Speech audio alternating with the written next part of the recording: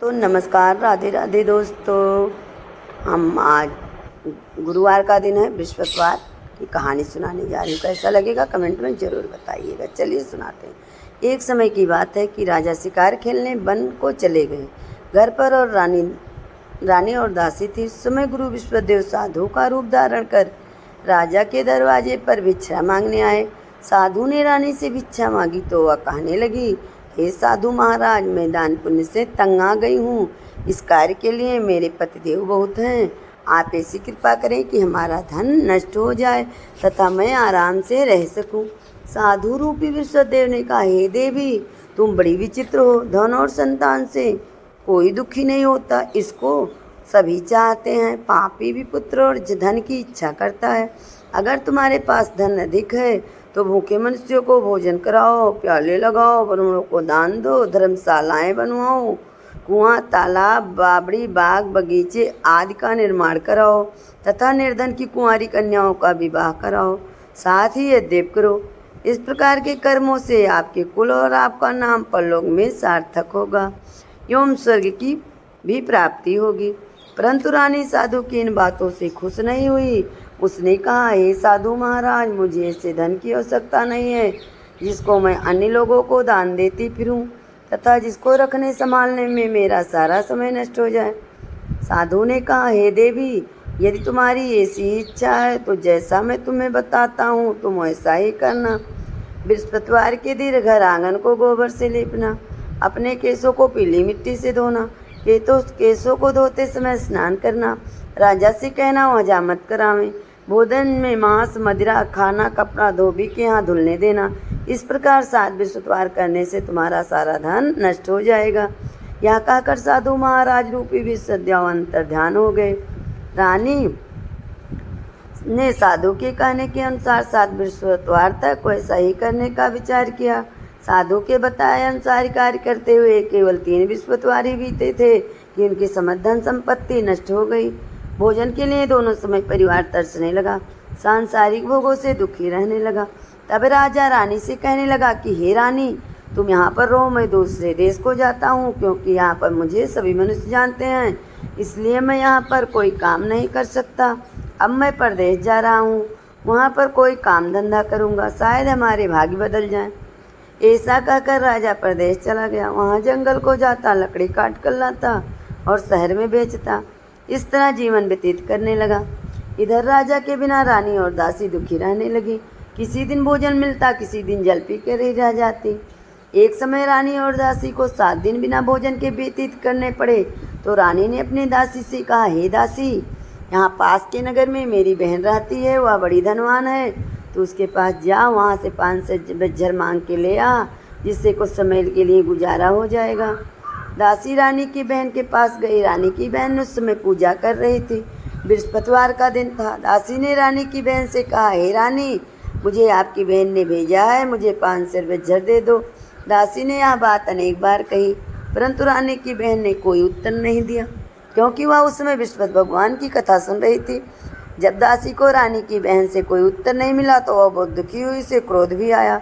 वह लौटकर रानी से बोली, हे रानी, आपकी बहन बहुत ही घमंडी है, वह छोटों लोगों से बात भी नहीं करती। मैंने उसने कहा, उसने कोई उत्तर नहीं दिया, मैं वापस चली आई। रानी बोली, हे दासी, इसमें उसका कोई दोष नहीं है। जब बुरे दिन आते हैं तब कोई सहारा नहीं देता। अच्छे बुरे का पता विपत्ति में ही लगता है। जो ईश्वर की इच्छा होगी वही होगा। यह सब हमारे भाग्य का दोष है। उधर रानी की बहन ने सोचा कि मेरी बहन की दासी आई थी, परंतु मैं उससे नहीं बोली, इससे वह बहुत दुखी हुए होगी। यथा कथा सुनो और विष्णु भगवान का पूजन समाप्त कर वह अपने बहन के घर आई और कहने लगी, हे बहन, मैं बृहस्पतिवार का व्रत कर रही थी, तुम्हारी दासी हमारे घर गई, परंतु जब तक कथा होती है तब तक हम लोग ना उठते हैं और ना बोलते हैं, इसीलिए मैं नहीं बोली। कहो दासी क्यों गई थी? रानी बोली, बहन, हमारे घर अनाज नहीं था, वैसे तुमसे कोई बात छिपी नहीं है, इसी कारण मैंने दासी को तुम्हारे पास 5 बज्जर लेने के लिए भेजा था। रानी की बहन बोली, बहन देखो, बृहस्पति भगवान सबकी मनोकामना पूरी करते हैं, देखो शायद तुम्हारे घर में ही अनाज रखा हो।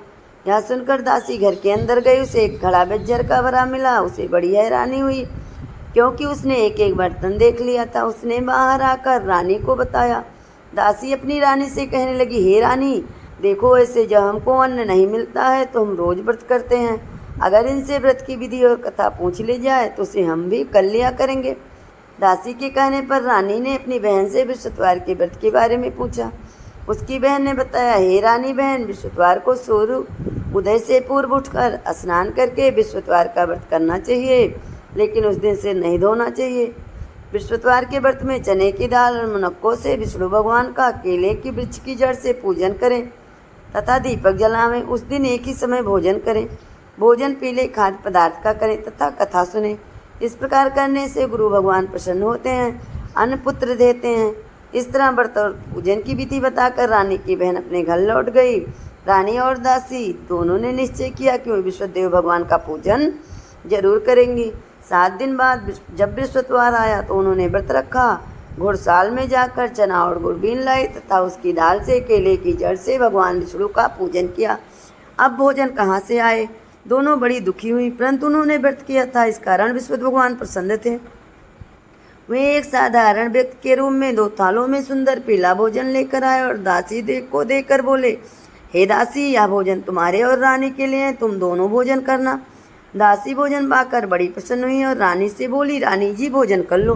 रानी को भोजन आने के बारे में कुछ पता नहीं था, इसीलिए वह दासी से बोली, जा तू ही भोजन कर, क्योंकि तू हमारी व्यर्थ में हंसी उड़ाती है। दासी बोली, एक व्यक्ति भी भोजन दे गया है। रानी कहने लगी, वह भोजन तेरे लिए दे गया है, तू ही भोजन कर। दासी ने कहा, वह व्यक्ति हम दोनों के लिए 2 थालों में भोजन दे गया है, इसीलिए मैं और आप दोनों साथ साथ भोजन करेंगी। फिर दोनों ने गुरु भगवान को नमस्कार कर भोजन प्रारंभ किया। उसके बाद से प्रत्येक बृहस्पतिवार को गुरु भगवान का व्रत और पूजन करने लगी। बृहस्पति भगवान की कृपा से उनके पास धन हो गया, परंतु रानी फिर पहले की तरह आलस करने लगी। तब दासी बोली, देखो रानी, तुम पहले भी इस प्रकार आलस करती थी, तुम्हें धन के रखने में कष्ट होता था, इस कारण सभी धन नष्ट हो गया। अब गुरु भगवान की कृपा से धन मिला है तो फिर तुम्हें बड़ी आलस्य होती है। बड़ी मुसीबतों के बाद हमने यहाँ धन पाया है, इसीलिए हमें दान पुण्य करना चाहिए। तुम मुख्य मनुष्य को भोजन कराओ, प्याले लगाओ, ब्राह्मणों को दान दो, कुआं तालाब बावड़ी आदि का निर्माण कराओ, मंदिर पाठशाला बनवाकर दान दो, कुंवारी कन्याओं का विवाह कराओ, साथ ही यद्यप करो। इस प्रकार के कर्मों से आपके कुल आपका नाम परलोक में सार्थक होगा एवं स्वर्ग की प्राप्ति होगी और पितृदेव प्रसन्न होंगे। दासी की बात मानकर रानी ने इस प्रकार के कर्म करने प्रारंभ किए, जिससे उनका काफ़ी यश फैलने लगा। एक दिन रानी और दासी आपस में विचार करने लगे कि ना जाने राजा किस दशा में होंगे, उनकी कोई खोज खबर नहीं है। गुरु भगवान से उन्होंने प्रार्थना की। भगवान ने रात्रि में राजा से स्वप्न में कहा, हे राजा, उठ, तेरी रानी तुझको याद करती है, अपने देश को लौट जा। राजा प्रातःकाल उठकर जंगल से लकड़ी काट कर लाने के लिए जंगल की ओर चढ़ पड़ा। जंगल से गुजरते हुए वह सोचने लगा, रानी की गलती से कितने दुख भोगने पड़े। राजपाट छोड़कर उसे जंगल में आकर रहना पड़ा। जंगल से लकड़ियां काट कर गुजारा करना पड़ा। उसी समय उस जंगल में विश्वदेव एक साधु का रूप धारण कर राजा के पास आए और बोले, हे लकड़हारे, तुम इस सुनसान जंगल में किस चिंता में बैठे हो, मुझे बतलाओ। यह सुनकर राजा के नेत्रों में जल भर आया और साधु की वंदना कर बोला, हे प्रभु, आप सब कुछ जानने वाले हैं। इतना कहकर राजा ने साधु को अपनी संपूर्ण कहानी सुना दी। महात्मा तो स्वभाव से ही दयालु होते हैं। वे राजा से बोले, हे राजा, तुम्हारी पत्नी ने बृहस्पतिवार के प्रति अपराध किया, जिसके कारण तुम्हारी यह दशा हुई। अब तुम किसी प्रकार की चिंता मत करो, भगवान तुम्हें पहले से अधिक धन देंगे।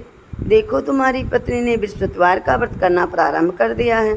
अब तुम भी बृहस्पतिवार का व्रत करके चने की दाल व गुड़ जल को लोटे में डालकर केले के पत्ते से भगवान विष्णु का पूजन करो और कथा कहो या सुनो, भगवान तुम्हारी सब कामनाओं को पूर्ण करेंगे। साधु को प्रसन्न देखकर राजा बोला, हे प्रभु, मुझे लकड़ी बेचकर इतना पैसा नहीं बचता जिससे भोजन के उपरांत कुछ बचा सको। मैंने रात्रि में अपने रानी को व्याकुल देखा है। मेरे पास कोई साधन नहीं है जिससे समाचार जान सकूं। फिर मैं बृहस्पतिवार की कौन सी कहानी कहूँ या सुनूं, मुझको तो कुछ भी मालूम नहीं है। साधु ने कहा, हे राजा, तुम किसी बात की चिंता मत करो, तुम लकड़ियाँ लेकर शहर को जाओ, तुमसे रोज से दुगना धन प्राप्त होगा, जिससे तुम भली भांति भोजन कर लोगे तथा विश्वदेव की पूजा का सामान भी आ जाएगा। विश्वतवार की कथा इस प्रकार है। बोलो विश्वपति भगवान की जय, बोलो विष्णु भगवान की जय।